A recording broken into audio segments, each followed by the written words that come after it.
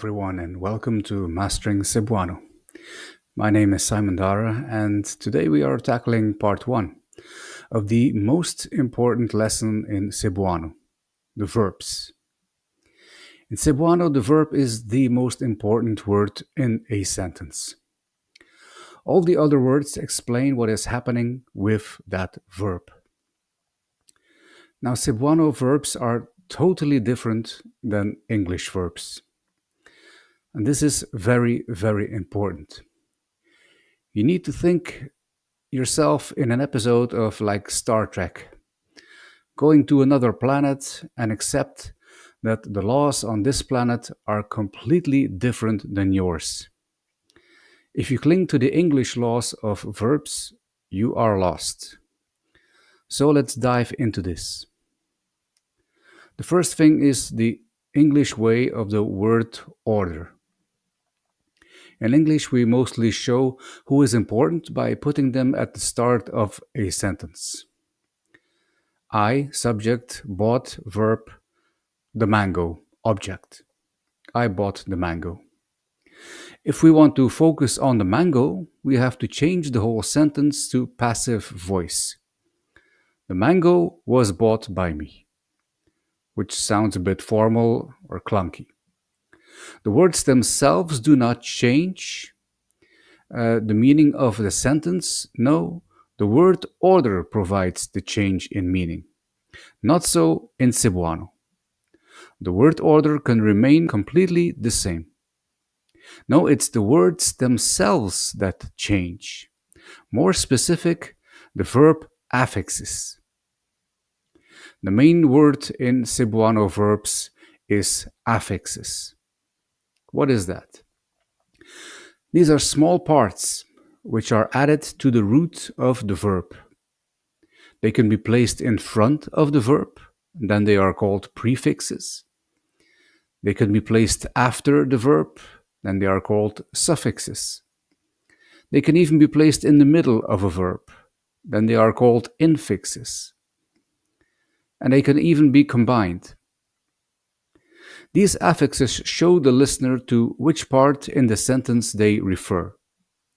They can refer to the actor, the one doing the action, the object, the one or the thing undergoing the action, the location, the place where the action is, and the instrument of the action.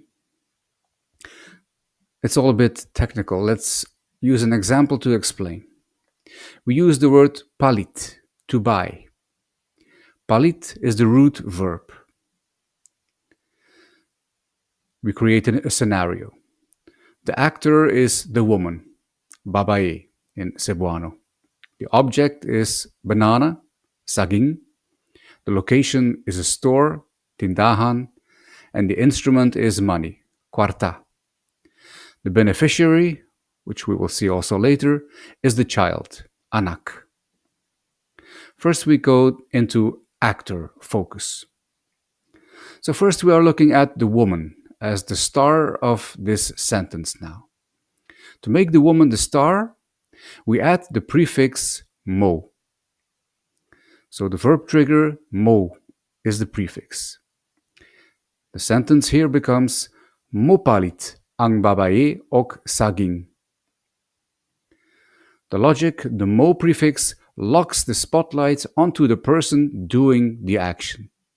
That is what mo tells us. The English meaning is here, the woman will buy a banana.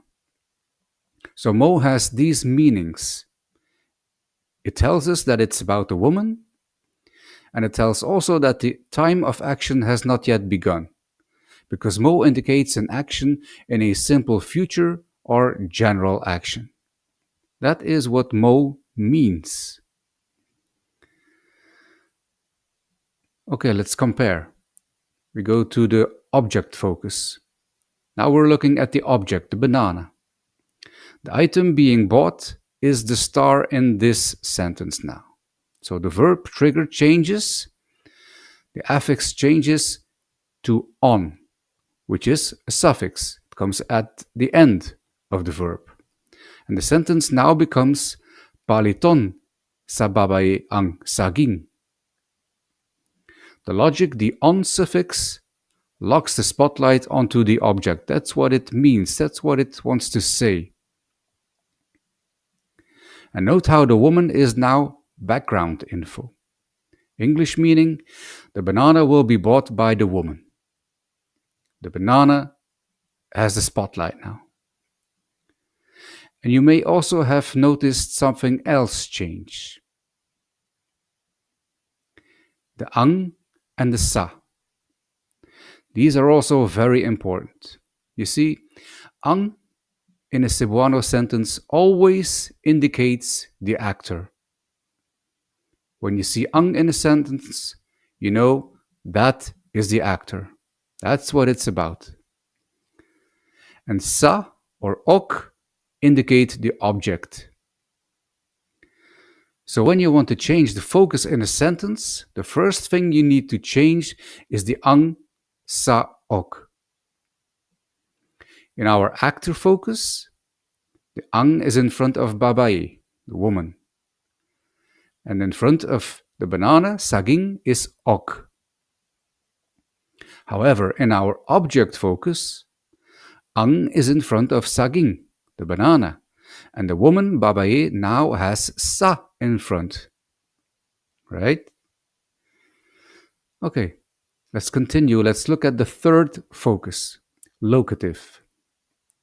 Now the focus is the place, the store. The verb trigger changes again. Now we have an at the end of the verb suffix again.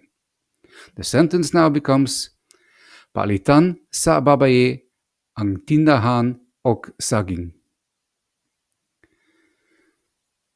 The an suffix tells us the location is the focus. The store gets also the ang spotlight. Babae gets sa and saging gets an og. English meaning is the store is where the woman will buy a banana. Right?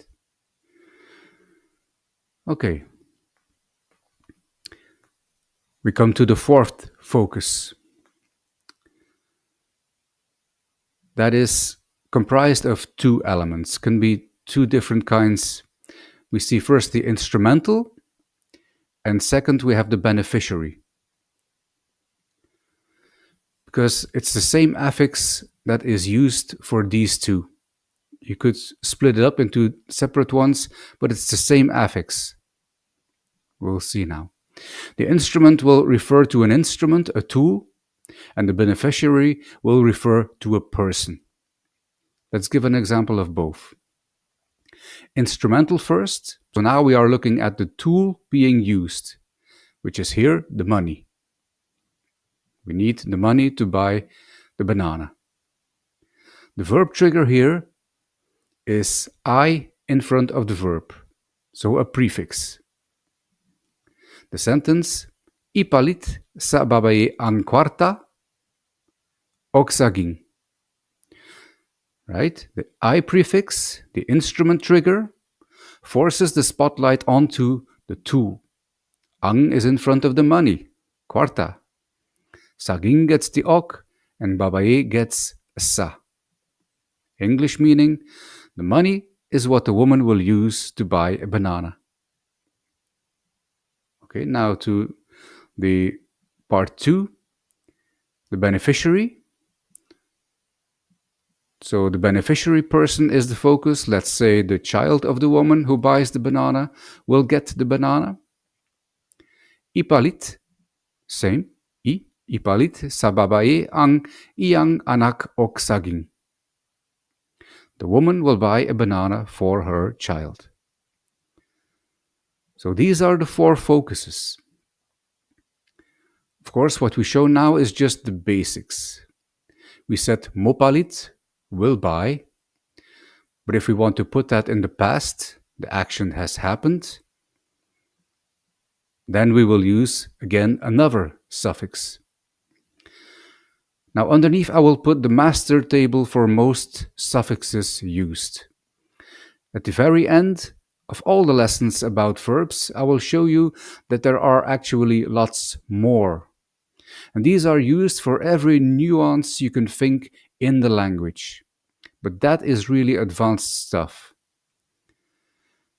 I will also put here the table of the vocab used in this lesson.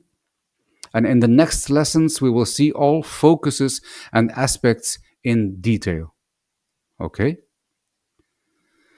So I know it's a bit much now, but we will focus on all things more in detail. The system you saw today is the most important part of the language of Cebuano. So master this, and you are well on your way to really mastering Cebuano. Thank you for watching, and I'll see you next time.